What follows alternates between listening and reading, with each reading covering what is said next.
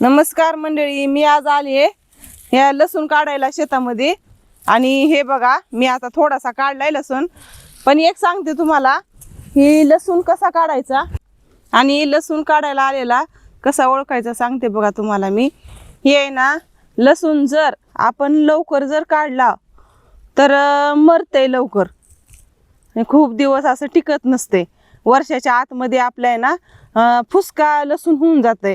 आणि खूप उशिरा जर काढला तर मग काय होऊन जाते, मग हे आहे ना आपल्या लसणाच्या पाकळ्या असतात का, हे बघा अशा, हे सगळे असं खूप असं विस्कटल्यासारख्या होत्यात. आणि हे असं जिपऱ्या होऊन गळायला लागतात ह्याच्या पाकळ्या. ह्याच्यासाठी आहे ना लक्ष ठेवायचं कधीही की हे बघा, हे असा लसूण असतो ना, ह्या लसणाला आहे ना इथं असं ह्या दांडीवर हे असं चपचून बघायचं. आणि प्रत्येक लसणाला येत नाही बरं का, लसणी म्हणते त्याला.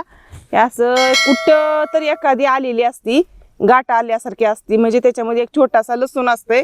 तसा लसूण आला ना तेव्हा मग आपण समजायचं की हा लसूण काढणीला आलाय, तेव्हाच काढायचं. आम्ही एवढे दिवस झालं हे लसणी येणार आहे येईल म्हणून वाट बघत बसलो. आणि तोपर्यंत ह्याला काय पाणी दिलं नसल्यामुळे जरा हे वाळाय. नाहीतर आहे ना, हे का आता ह्याला असे इथं आली आहे बघा. हे का आपण असं हात फिरवून बघितलं का असं जाणवतं की का इथं असं गुठुळ झालंय असं.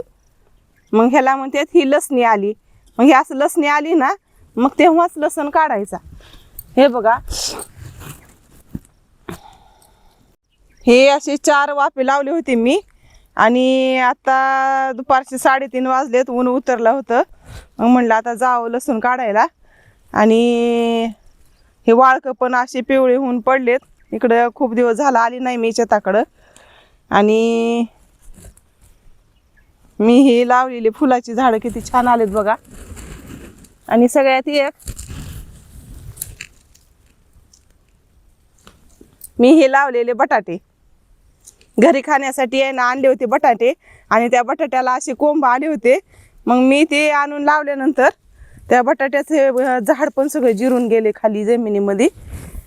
आणि ह्याच्या खाली बटाटे असे लावले आलेत, छोटे छोटे छोटे.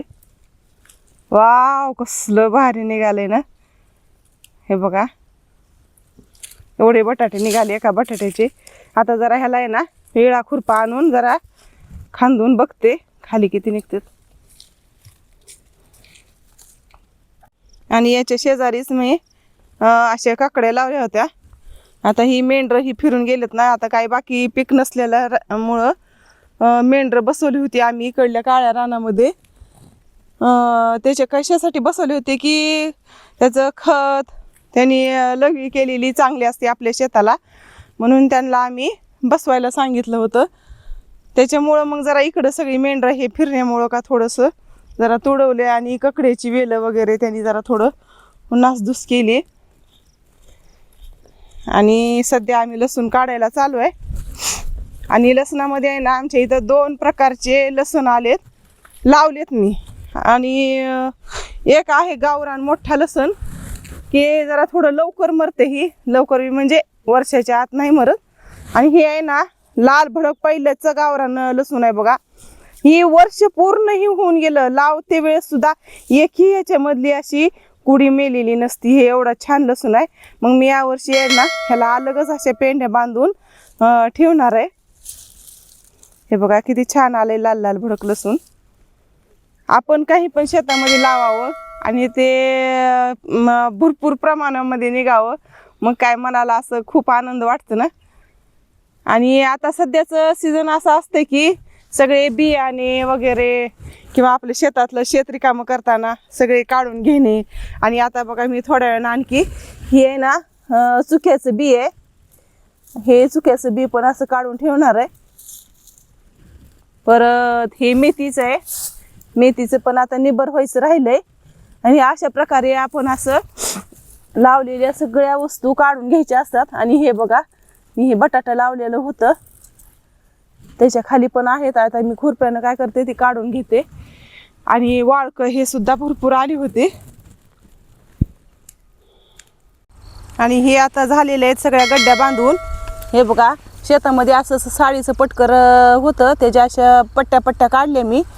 छोट्या छोट्या, आणि त्या नाही ना अशा पेंड्या बांधल्यात. हे बघा 4च वाफे आहेत, पण एवढं सगळीकडं लसूणच लसूण दिसायला आहे. शेतामध्ये करल ते थोडं असते हो, भरपूर निघते.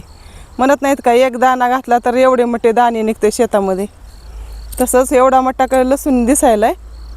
आणि पार आता दिवस मावळून गेलाय आणि आता हे पोत्यामध्ये भरून घरी जायचं टाईम झालाय. नमस्कार मंडळी.